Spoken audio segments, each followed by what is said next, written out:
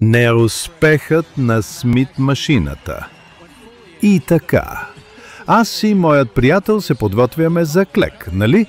Тогава се приближава един клющав човек, пита ни дали можем да го забележим на лежанката на Смит.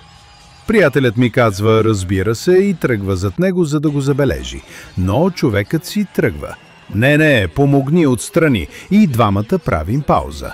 Но приятелят ми свива рамене, премества се отстрани, а този човек отключва щангата и веднага бива притиснат на първото повторение. Той спада в паника.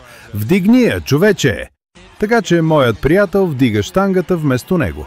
Буквално сам прави повторението. След това човекът отново я изпуска. Оказва се, че да бъде забелязан е бил целият му тренировъчен план. След това моят приятел му дава истински съвет. Тогава човекът се обръща към мен и казва: «Твой ред». Да, ама не. Останах зад него. Накарах го всъщност сам да си направи пейката и казах: «Братко, нямаш представа какво правиш. Разгледайте този сайт за суперелементи и храни».